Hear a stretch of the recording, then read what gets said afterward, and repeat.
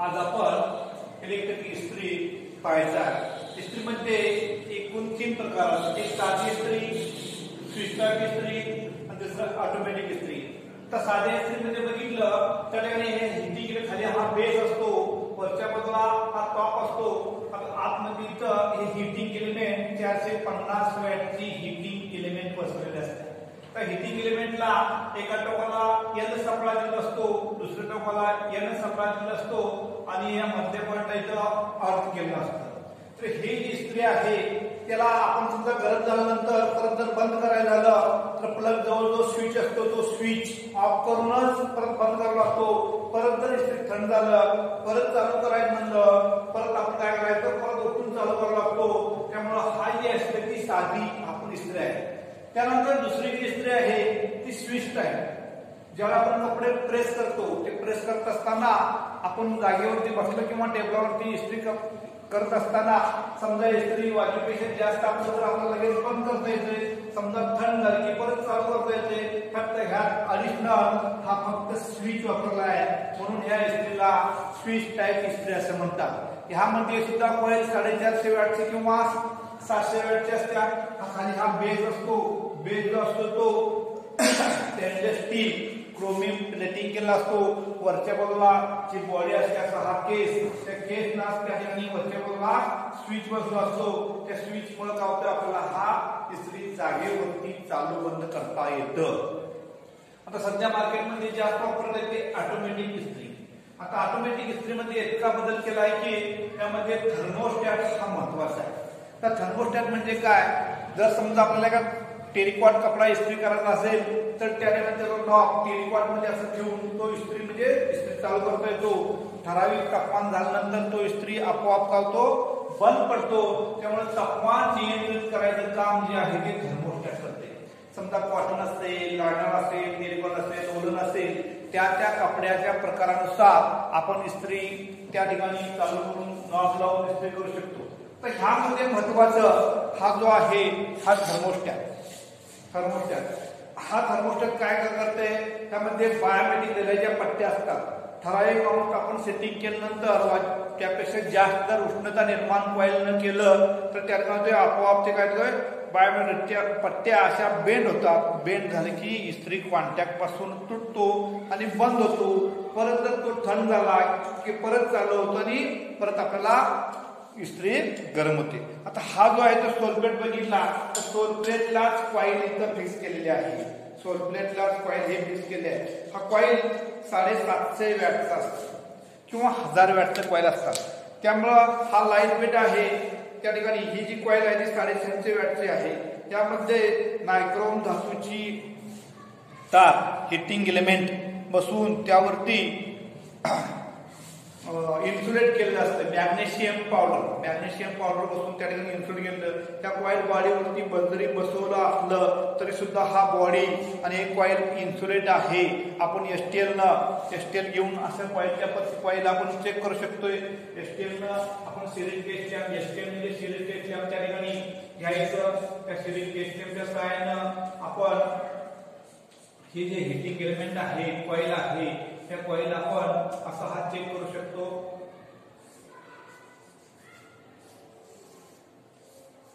हा जर लॅम्प लागला तर कॉईलची कंटिन्युटी आहे म्हणायचं, हा एसटीएल टेस्ट कंटिन्युटी टेस्ट। हा जर लॅम्प लागला तर त्या ठिकाणी एक कॉईल चांगला समजायचं। त्याच पद्धतीनं हा जो थर्मोस्टॅट आहे, थर्मोस्टॅट हा मार्केटमध्ये 40 ते 45 रुपयाला थर्मोस्टॅट मिळतोय। त्यामध्ये 2 बायोमेट्रिक पट्ट्या असतात। वाजवीपेक्षा जास्त जर उष्णता निर्माण झालं तर हा बायोमेट्रिक पट्ट्या अशा बेंड होतात आणि कॉन्टॅक्ट तुटतो। परत थंड झालं की परत गावतात एका ठिकाणी येतात आणि कनेक्शन होऊन परत जोडलं जातं। त्यामुळे हा जो थर्मोस्टॅट आहे हा थर्मोस्टॅट सुद्धा चेक करणं गरजेचं असते। त्या ठिकाणी ठराविक तापमान दिल्यानंतर हा ऑन ऑफ होतो की नाही, त्या ठिकाणी स्विच चालू बंद होतो, असा त्याने कटकट आवाज येतो, चालू बंद होतो। ते चालू बंद झालं तरच हा चांगला आहे समजायचा। जर लागून राहिला तर त्या ठिकाणी तो खराब समजायचा। त्या ठिकाणी हा जो नॉब आहे, नॉबच्या सहाय्याने आपल्याला तापमान त्याचा सिलेक्ट करता येतो। तापमान त्याचा सिलेक्ट करता येतो. म्हणून ॲडिशनल जे थर्मोस्टॅट आहे हे महत्त्वाचं आहे. त्या ठिकाणी ही इस्त्री लाईट वेट असल्यामुळं आणि हिटिंग एलिमेंट 1000 वॅटचं असल्यामुळं खूप तापलं जातं. त्यामुळे त्याला नियंत्रण करणं गरजेचं असते. त्यासाठी ह्या इस्त्रीमध्ये थर्मोस्टॅट हा महत्त्वाचा वापरलेला आहे. त्याचबरोबर आपल्याला हा पॉयलेट लॅम्प पण आहे. पॉयलेट लॅम्प याच्या साहाय्यानं इस्त्री चालू आहे किंवा नाही हे कळण्यासाठी लहान एक बल्ब इथं बसलो आहे. बल्बच्या साहाय्यानं आपल्याला इस्त्री चालू आहे की नाही हे कळलं जातं. मग त्यामध्ये जी हिटिंग कॉइल आहे ती जर बदलायचं झालं तर संपूर्ण सोल प्लेट आपल्याला बदलावा लागतो. काही इस्त्रीमध्ये हे उचकटल्यानंतर असं निघतोय पण बरंच बसवताना व्यवस्थित बसत नाही आहे. त्यामुळे मार्केटमध्ये 150 ते 250 रुपयेपर्यंत वेगवेगळ्या कंपनीचे हे सोल प्लेट मिळतात. ते सोल प्लेट आपण आणून बसवू शकतो. आता हे इस्त्री करत असताना नेहमी आपण दक्षता घ्यायला पाहिजे, कारण जास्त वॅटेजची इस्त्री जी आहे कॉईल जी आहे ती 750 वॅटची किंवा 1000 वॅटची कॉईल जी असते. साधी इस्त्री 650 किंवा 400 वॅटची असते. ही जास्त वॅटेज असल्यामुळे काय होतंय, जर समज आपण चालू करून ठेवलं तर खूप तापते त्या ठिकाणी आणि त्या दक्ष लावून व्यवस्थित प्रेस करणं गरजेचं आहे. आता ही इस्त्री वापरताना ह्याच्यावरती हा जो सोल प्लेट आहे ह्याच्यावरती प्लेटिंग केलेलं असते. काही कालांतरानं काय होतंय, इस्त्री लाईट वेट आहे, जास्त तापते. त्यामुळे काय होतंय, एखादा शर्ट जर आपला टेरिकॉट असेल तर ते काय होतं त्याला चिकटते. चिकटल्यानंतर हा सोल प्लेट खराब व्हायची शक्यता असते.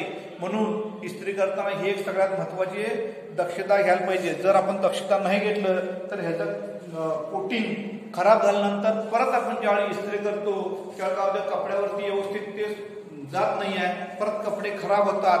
म्हणून ऑटोमॅटिक इस्त्री वापरताना महत्वाचं काळजी घेणं महत्वाचं आहे. आता कुठल्याही इस्त्रीला सप्लायला जोडताना 3-कोर वायर वापरणं गरजेचं आहे.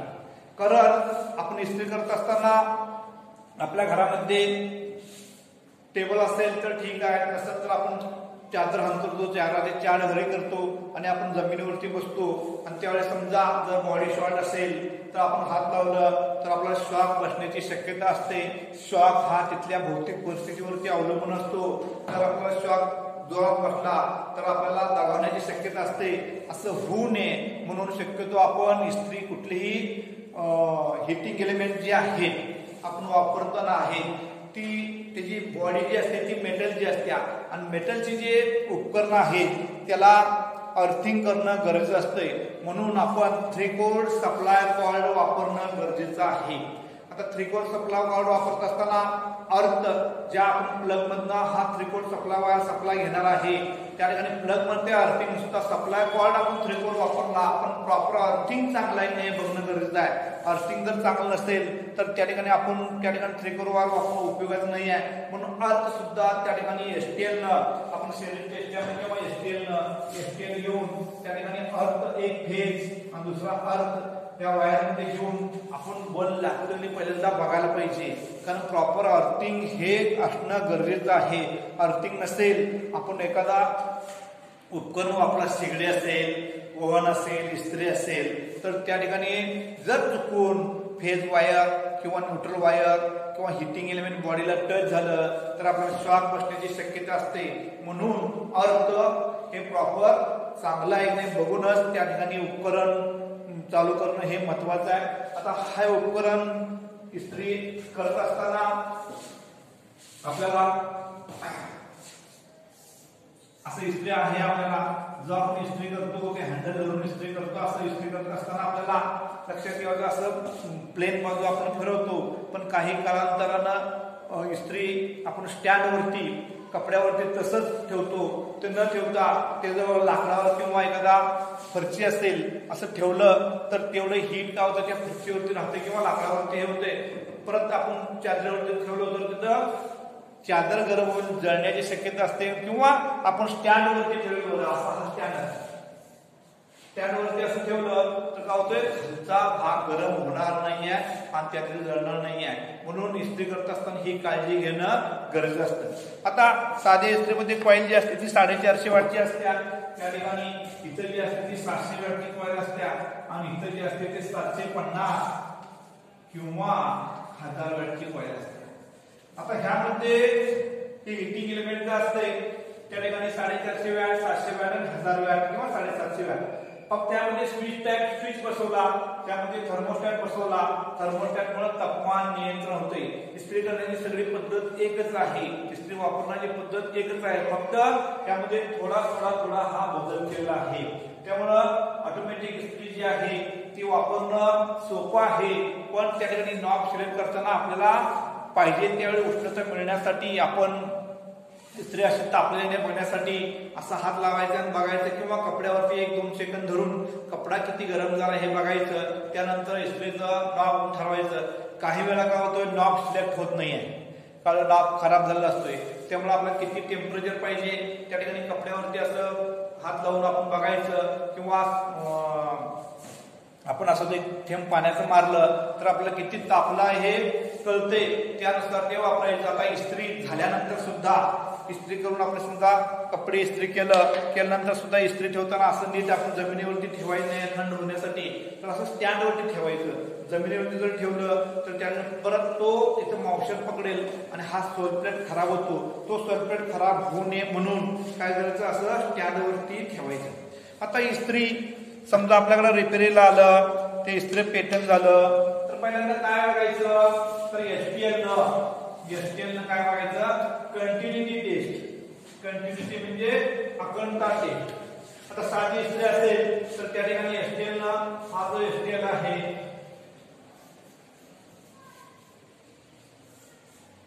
ह्या एसटीएल ला फक्त आपण कंटिन्युटी टेस्ट बघायचं. कंटिन्युटी टेस्ट बघितलं तर त्या ठिकाणी आपल्याला हा लॅम्प पेटला तर त्या ठिकाणी इस्त्रीची कॉईल चांगली आहे समजायचं. Continuity test. त्यानंतर दुसरं टेस्ट जे बघायचं, अर्थ टेस्ट बघायचं. ह्या बॉडीला एक लावायचं आणि इथे एक लावायचं, अर्थ टेस्ट बघायचं. जर समजा अर्थिंग आहे की नाही व्यवस्थित, अर्थिंग वायर बॉडीला व्यवस्थित जोडले नाही, अर्थ टेस्ट बघायचं. त्यानंतर शॉर्ट टेस्ट बघायचं. त्यानंतर एक बॉडी लावायचं आणि ह्या टर्मिनलला आणि नंतर ह्या टर्मिनलला असं लावून त्याचं शॉर्ट टेस्ट बघायचं. त्या 3 टेस्ट घेणं महत्वाचं आहे. कंटिन्युटी टेस्ट, अर्थ टेस्ट आणि शॉर्ट टेस्ट. हे जे आहे ते सिरीज टेस्ट आपल्या साईडला एसटीएल बघायचं.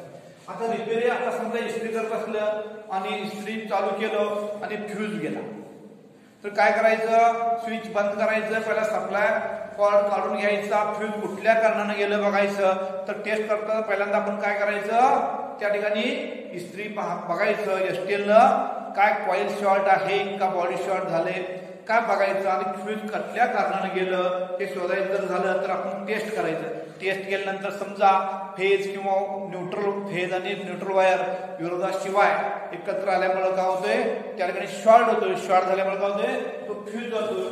फ्यूज कुठल्या कारणाने गेला तर ते बघायचं आणि फ्यूज शोधून म्हणजे दोष शोधून त्या ठिकाणी तो दुरुस्त करायचा.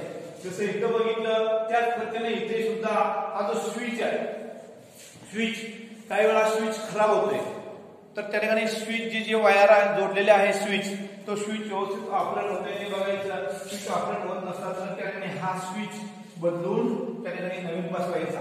आता जी कॉईल जी आहे ते कॉईल मायका शीट वरती अशी जी कॉईल असत्या त्या ठिकाणी अशी मायका शीट वरती गुंडाळलेल्या असत्या आणि वरच्या बाजूला अजबेस्टॉस शीट असतो. चुकून काही मिस्त्रीकडे टाकलं, चुकून इस्त्री तापत नाही असं होतं एक वेळी. तर का तापत नाही याची कारण शोधायला गेलं तर कॉईल एखाद्या वेळी अशी उलटी बसवलेली असत्या तर अजबेस्टॉस शीट जे आहे ते असं वरच्या बाजूला यायला पाहिजे, मायका शीट आहे ते खालच्या बाजूला बसलेलं असलं पाहिजे, तरच हा सोलप्लेट तापतो. आणि तो उलट जर असेल तर हा सोलप्लेट तापणार नाही, वरचा भाग तापेल. आता इस्त्री ही जी आहे काही वेळा आपल्याला इस्त्री करत असताना पाईप तसं तापत नाही आहे. का तर इस्त्री समजा आता वापरलं 450 किंवा 700 वॅटची कॉईल इस्त्री आहे, वर्ष 2 वर्ष 3 वर्ष जर वापरलं तर ते हिटिंग उष्णता निर्माण होऊन थोडं वीक झाले असते. त्यामुळे कालांतराने काय होतं, त्याची कॉईल बदलणं सुद्धा गरजेचं असते. नवीन कॉईल टाकलं तर त्या ठिकाणी आपल्याला जी वॅटेज आहे तो वॅटेजनुसार तापून तर त्या ठिकाणी आपल्याला उष्णता चांगली मिळते. आता तिसरी जी इस्त्री जी आहे तर थर्मोस्टॅट ऑटोमॅटिक इस्त्री ह्यामध्ये थर्मोस्टॅट हा महत्वाचा आहे. थर्मोस्टॅट ऑपरेट करणं म्हणजे काम करणं हे महत्वाचं आहे. ज्या ज्या टेम्परेचरला तो थर्मोस्टॅट ऑपरेट केला तरच ती इस्त्री व्यवस्थित आपल्याला तापणार. आणि करत असताना सुद्धा आपल्याला झटझट इस्त्री केलं की प्रेस केले की लवकर होते. वेळ लागत गेला की इस्त्री जास्त म्हणजे तापमानानुसार जास्त पण आपण कपडे जर वाजूपेक्षा जास्त जर तापलं तर खराब होण्याची शक्यता असते. म्हणून हे वापरताना काळजी घेणं महत्वाचं आहे. आता इस्त्री करताना कुठली काळजी घ्यायला पाहिजे. आपल्या घरात जर टेबल असेल तर टेबलावरती आपण चादरीचे 4 गडी करून आपण उभा राहून जर इस्त्री करणार असेल तर त्या ठिकाणी आपल्या पायाखाली साधं वर्तमानपत्र पेपर घ्या किंवा आपली साधी पायपुसणी असते पायपुसणी घ्या किंवा आपल्या घरात पाट असते पाटावरती उभं राहा. कारण इस्त्री कधी आपल्या हातातनं पडेल किंवा कधी शॉर्ट होईल हे काय सांगता येत नाहीये. धोका सांगता येत नाही. म्हणून इस्त्री करत असताना ही काळजी घेणं गरजेचं आहे. त्या ठिकाणी जर समजा शॉर्ट झालं तर आपल्याला त्या ठिकाणी शॉक बसून आपल्याला इजा होण्याची शक्यता असते. हे होऊ नये म्हणून कुठलंही उपकरण वापरताना आपण काय करायला पाहिजे इन्सुलेट राहून इस्त्रीच्या ह्याला हात हे न लावता आपण हँडल व्यवस्थित धरून त्या ठिकाणी आपण इस्त्री हळूवारपणे करायचं आहे. त्यामुळे आपल्याला कुठला धोका निर्माण होत नाही.